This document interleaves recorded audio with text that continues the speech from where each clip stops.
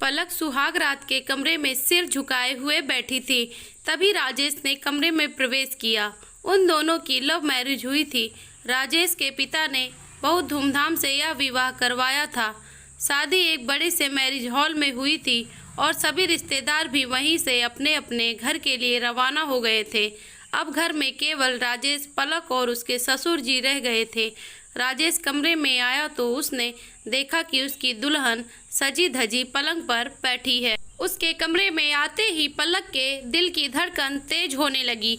वैसे तो वह दोनों एक दूसरे को पहले से जानते थे, लेकिन आज की रात को लेकर वह दोनों बहुत ही रोमांचित थे। राजेश उसके बगल में आकर बैठ गया और पत्नी की गोद में सिर रखकर लेटे हुए बोला, यार मुझे तो यकीन ही नहीं हो रहा है कि आज से तुम हमेशा हमेशा के लिए मेरी हो गई हो। पलक के गाल शर्म से गुलाबी हो गए और वह धीरे से बोली, सच में मुझे भी यकीन नहीं हो रहा है, क्योंकि शुरुआत में मेरे मम्मी पापा ने इस रिश्ते का कितना विरोध किया था, लेकिन तुम्हारे पिताजी बहुत समझदार हैं, जो वह एक बार ही हमारे रिश्ते के लिए तैयार हो गए। राजेश कहने लगा, मेरे पिताजी बहुत खुले विचारों वाले इंसान हैं, तभी तो उन्होंने मेरे प्यार से कोई एतराज़ नहीं किया और उन्होंने हमारी शादी कर दी। वह तो अच्छा हुआ कि उन्होंने तुम्हारे घर वालों को भी मना लिया, वरना हमारे लिए यह सफ़र बड़ा मुश्किल हो जाता। तो पलक ने धीरे से सहमति में सर हिलाया और कहने लगी, मैं बहुत खुशनसीब हूँ जो मुझे इतने अच्छे ससुर जी मिले हैं। देखना, मैं उनका बहुत ध्यान रखूंगी। बातों ही बातों में काफ़ी देर हो गई और दोनों को नींद भी आने लगी।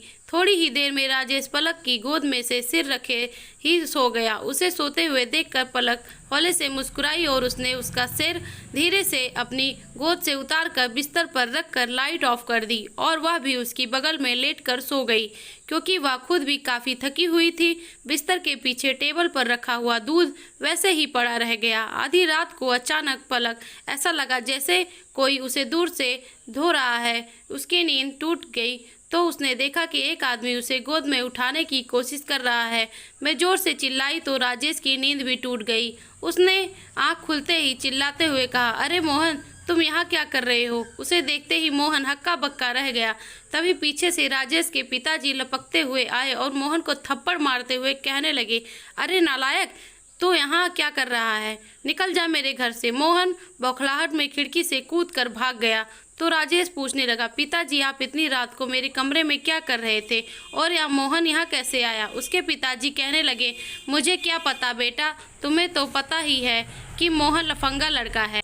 मैं कितने साल पहले ही घर छोड़कर कहीं भाग गया था। आज इतने सालों के बाद ही मैं उसे देख रहा हूँ। पता नहीं वह कैसे पहुँच गया और तुम्हारे कमरे से दूर की आवाज़ आई, तब मैं तुम्हारे कमरे में आया। राजेश हैरान था कि कमरा अंदर से बंद था, तो फिर कोई कमरे में आकर से सकता है। हमारे कमरे की चाबी को केवल पिताजी के पास थी, फिर मोहन अपने कमरे में कैसे आ सकता है? वह उलझन में डूबा हुआ था। तभी उसके पिता ने कहा, बेटा अब मोहन तो यहाँ से भाग गया, मुझे नहीं लगता कि वह दोबारा यहाँ आएगा। तुम लोग खिड़की दरवाजे अच्छे से बंद करके सो जाओ। इतना कहकर मैं कमरे से बाहर चले गए। मोहन राजेश के दूर के रिश्ते का भाई था और वह गलत संगत में पड़कर अपराधी बन बैठा था। राजेश को कुछ भी समझ में नहीं आ रहा था, तो मैं अपने कमरे से बाहर निकल कर आया और हाल में चहलकदमी करने लगा। तभी उसे पिता के कमरे से कुछ आवाज़ें सुनाई दी। मैं अपने पिता के कमरे के पास पहुंचा तो उसके पिता स्पीकर ऑन करके फ़ोन पर बात कर रहे थे। उन्हें ऊंचा सुनाई देता था, इसलिए उस टिकट पर ही बात करते थे। उसने सुना दूसरी तरफ से मोहन फ़ोन पर कह रहा था, चाचा जी आपने मुझे थप्पड़ मारकर सही नहीं किया। आपके कहने पर ही तो मैं वहां पर आया था और आपने मुझे रुपए देने का वादा भी किया था। अगर उन दोनों की नींद टूट गई थी तो मैं तो वहां से भाग ही जाता। आपने मुझे थप्पड़ क्यों मारा? तो राजेश के पिता कहने लगे, नालायक, मैं तुझे थप्पड़ नहीं मारता तो कहीं इन दोनों को मुझ पर शक हो जाता तो मैं क्या करता? यह सब सुनकर राजेश सन्न रह गया। वह अपने कमरे में आया और सिर पकड़कर बैठ गया। काफ़ी देर तक सोचने के बाद भी उसे समझ नहीं आया कि उसके पिताजी ने यह सब क्यों किया। तो उसने अपने पिताजी को आवाज़ लगाते हुए कहा, पिताजी आप सो गए क्या? जरा मेरे कमरे में तो आइए। राजेश के पिताजी कमरे में पहुंचे तो राजेश ने सीधे सीधे पूछा, पिताजी सच सच बताइए कि मोहन यहाँ क्या करने आया था? देखिए मुझे झूठ मत बोलिए, क्योंकि मैंने आपकी और मोहन की सारी बातें सुन ली है। राजेश के पिताजी एकदम सन्न से रह गए थे।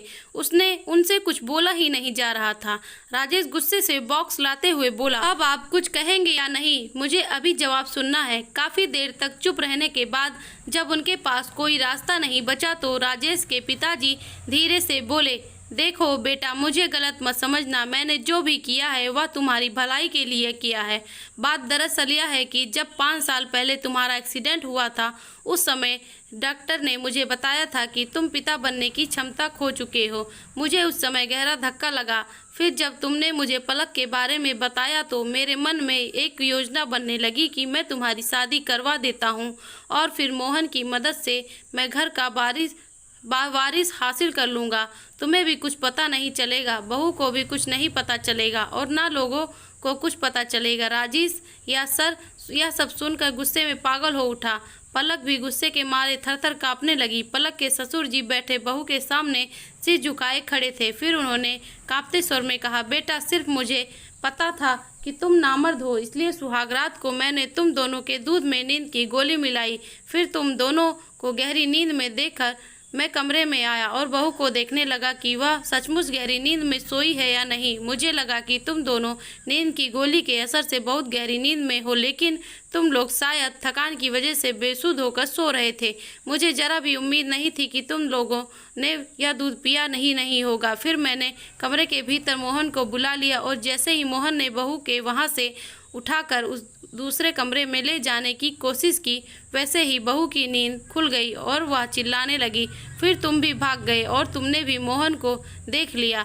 मैं घबरा कर मोहन को पीटने लगा और बहू को बचाने की कोशिश करने लगा। मोहन तो खिड़की से कूदकर भाग गया, लेकिन मैं डर के मारे कांपने लगा था कि कहीं मेरी सच्चाई खुल ना जाए। लेकिन मैंने भी एक्टिंग की और काफ़ी हद तक तुम लोगों के सवाल जवाब से बच भी गया था। लेकिन एंड वक्त पर पवन ने मुझे फ़ोन करके सब कुछ बर्बाद कर दिया। बेटा, मुझे माफ़ कर दो। मैंने जो भी किया मैं अपने कुल का नाम बचाने के लिए किया। कल को जब तुम पिता नहीं बन पाते और लोगों को यह बात पता चलती कि तुम नामर्द हो तो हमारे खानदान की नाक कट जाती। इसलिए मैंने सोचा था कि एक बार किसी भी तरह बहू प्रेग्नेंट हो जाए, बस फिर सब ठीक हो जाएगा। मेरा रास्ता भले ही गलत था, लेकिन मेरी सोच गलत नहीं थी। बेटा, पलक हैरानी से आंखें फाड़कर अपने ससुर जी की बातें सुन रही थी। वह गुस्से में बोल पड़ी, ससुर जी, आपने अपने कुल का नाम बचाने के लिए यह क्या कर दिया? आपकी सोच भी घटिया है और आपका लक्ष्य भी घटिया है।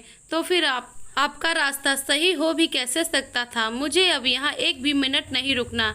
जहाँ घर के मुखिया की सोच इतनी घिनौनी है, वह आगे कुछ बोलती इससे पहले ही राजेश ने पलक के मुंह पर हथेली भरते हुए कहा, पलक, जो कुछ भी हुआ है उसमें मेरे पापा की गलती है और मैं तुमसे माफ़ी मांगता हूँ। देखो, सच्चाई जानने के बाद अगर तुम मुझे छोड़ना चाहती हो तो मैं तुम्हें रोकूंगा नहीं। गुस्से से चिट्ठी, राजेश, मैं ऐसे घटिया इंसान का कभी सम्मान नहीं कर पाऊंगी जिसने ऐसी घटिया हरकत करने की कोशिश की है, और ऐसे इंसान के साथ एक छत के नीचे रहना तो मैं हरगिज भी पसंद नहीं करूंगी।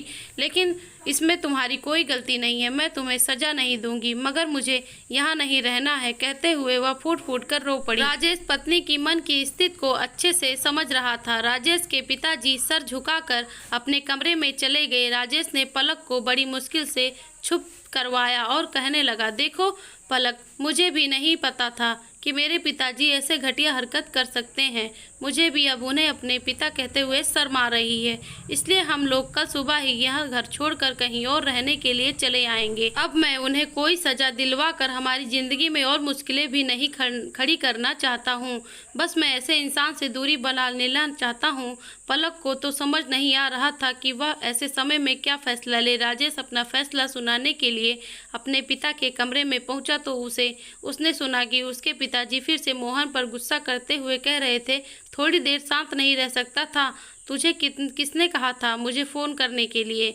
देख मेरे बेटे बहू को मेरे बारे में सब पता चल गया। अरे मैं किसी तरह मामला संभाल लेता तो फिर भविष्य में हम अपनी योजना सफल बना लेते। तुझे क्या लगता था कि हमें दोबारा कभी मौका नहीं मिलेगा? लेकिन तूने तो सारे करे कराए पर पानी फेर दिया। राजेश हैरान रह गया कि थोड़ी देर पहले ही माफ़ी मांगने के बाद तुरंत ही उसके पिताजी कैसे बदल गए। आज तो उसे झटके पर झटके मिल रहे थे। मैं तुरंत ही अपने पिता के सामने आ गया और कहने लगा, आपको माफ़ी मांगते हुए देखकर एक पल को मेरा मन भी पिघल गया था, लेकिन फिर भी मैंने अपने मन को मजबूत बनाया। कैसे घटिया इंसान को माफ़ करना सही नहीं है, और मैं अभी आपसे यही कहने आया था कि आगे आपके साथ रहना संभव नहीं हो पाएगा। लेकिन आपकी ऐसी घटिया से जानकर मैं हैरान हूँ। मुझे समझ आ चुका है कि आप कभी बदलने वाले नहीं हैं। बेटे की बात सुनकर अब पिता ने भी अपने तेवर बदल दिए और वह बोल पड़े, हाँ तो ठीक है, जा, मैंने जो भी किया अपने कुल का नाम बचाने के लिए किया, और इस बात के लिए मैं जरा भी शर्मिंदा नहीं हूँ। तू इस घर से निकल जा, देखता हूँ कि तुझे कहाँ पनाह मिलती है। राजेश गुस्से से बौखलाया हुआ अपने कमरे में आया। रात काफ़ी हो चुकी थी। उसने अपना सामान पैक कर लिया ताकि अगली सुबह ही वह घर छोड़कर जा सके। लेकिन अगली सुबह जब कामवाली बाई घर आई तो उसकी चीख से पूरा घर गूंज उठा। राजेश और पलक भागते हुए बाहर आए तो उन्होंने देखा कि राजेश के पिताजी ने अपने प्राण त्याग दिए थे। रात में ही उन्हें हार्ट अटैक आया था, जिसके कारण उनकी मृत्यु हो चुकी थी। राजेश और पलक हैरानी से एक दूसरे को देखने लगे। कुल के नाम पर ऐसे घटिया सोच रखने वाला इंसान इस दुनिया से ही जा चुका था। राजेश की आंखों में आंसू थे। भले ही अंतिम समय में उसके पिता की गिरी हुई सोच के बारे में पता चला था, लेकिन जीवन भर उसके पिता ने उसे जो प्यार दुलार दिया था उसे याद करके वह फूट फूट कर रो पड़ा। वह सोचने लगा कि इंसान अपनी घटिया सोच के कारण रिश्तों को किस कदर जहरीला बना देता है। खैर, अब क्या जा सकता है। राजेश ने भी अपना मौन साध लिया था और पलक भी चुपचाप उसका साथ दे रही थी, क्योंकि अब इस मामले को आगे बढ़कर कोई फ़ायदा भी नहीं था, क्योंकि उन दोनों को अपराधी तो इस दुनिया से ही जा चुका था। अब क्योंकि राजेश को पता चल चुका था कि उसने पिता बनने की क्षमता नहीं है, तो पलक और राजेश दोनों ने मिलकर साल भर के बाद अनाथ आश्रम से एक बच्चे को गोद ले लिया और बड़े ही प्यार से उसकी परवरिश करने लगे। तो दोस्तों, ये कहानी आपको मेरी कैसी लगी? अच्छी लगी हो तो प्लीज़ चैनल को सब्सक्राइब करना ना भूलना। थैंक यू दोस्तों।